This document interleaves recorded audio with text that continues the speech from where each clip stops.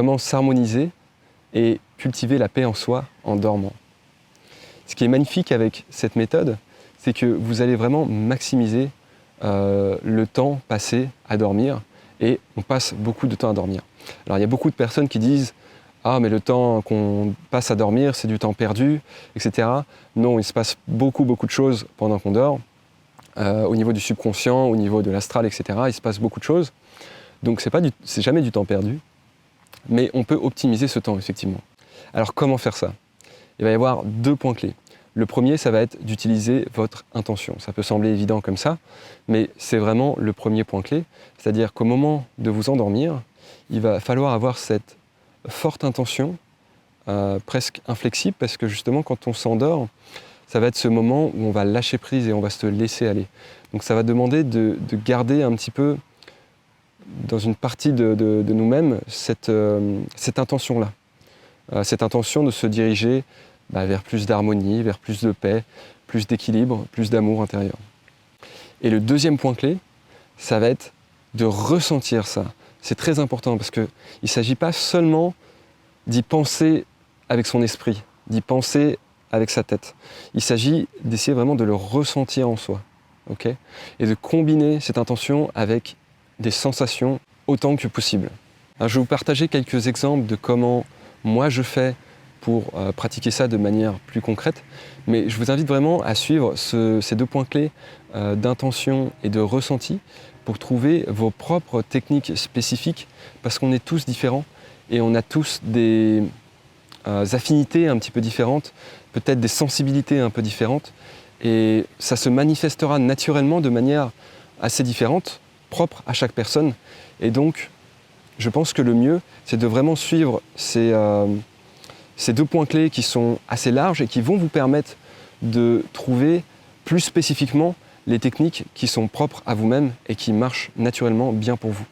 Donc ça, c'est plutôt pour la partie ressenti, qui est peut-être un petit peu plus difficile vraiment à percevoir pour certaines personnes.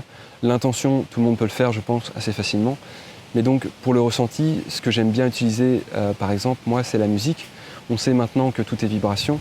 Et moi, je ressens vraiment qu'avec une musique qu'évidemment, je vais personnellement ressentir comme apaisante, équilibrante, harmonieuse, etc., ça va vraiment m'aider à me synchroniser avec ces vibrations pour me diriger vers ça et pour avoir ce ressenti.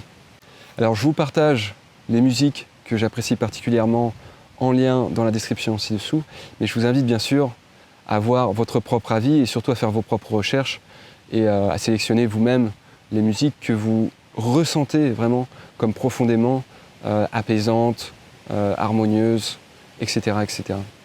Évidemment, si vous voulez aussi utiliser cet outil, et encore une fois, je vous invite pas forcément à copier la même chose, ou peut-être en tout cas à essayer, mais vraiment à trouver votre propre manière de ressentir ces choses-là. Et donc, quand je fais ça avec mon intention et avec le ressenti avant de m'endormir, et que je le maintiens au moment de m'endormir, et bien là, je passe une nuit extraordinaire, et j'ai mon inconscient qui travaille pendant toute la nuit vers ça naturellement, ça se fait tout seul, et quand je me réveille, je ressens vraiment une réelle différence. Alors il y en a peut-être qui se posent la question, est-ce que ça risque pas de me fatiguer encore davantage de faire quelque chose comme ça? Dans mon expérience personnellement, non. Il est vrai qu'au moment de s'endormir, ça peut demander justement un petit peu plus d'attention, un petit effort, qui peut nous donner la sensation de nous fatiguer davantage ou de prendre un petit peu plus de temps pour s'endormir. Mais dans mon expérience, tout le reste de la nuit est tellement plus qualitatif, le sommeil est tellement plus qualitatif que je ne me sens pas plus fatigué le lendemain. L'autre avantage, c'est que en me réveillant, je me sens vraiment mieux, vraiment plus paisible, etc. Et ça a tendance à rester le long de la journée. C'est-à-dire que, en tout cas, je ressens les effets de cette nuit et de ce qui s'est passé dans mon inconscient pendant toute la nuit, le long de la journée. Et en étant plus centré, j'ai tendance à moins gaspiller mon énergie, à être moins éparpillé. Et finalement, ça, c'est quelque chose qui va moins me fatiguer également. Donc cette méthode a quelque chose de très fort parce que non seulement on passe beaucoup de temps à dormir, mais l'inconscient, c'est une part beaucoup plus importante de notre conscience globale que la partie consciente, celle dont on est conscient lorsqu'on est éveillé pendant la journée. Et donc ça va travailler vraiment en profondeur, naturellement, avec des parties très très profondes de nous-mêmes, et surtout ça va s'ancrer en nous. Toutes ces vibrations sur lesquelles on va se brancher, ça va vraiment s'installer profondément en nous.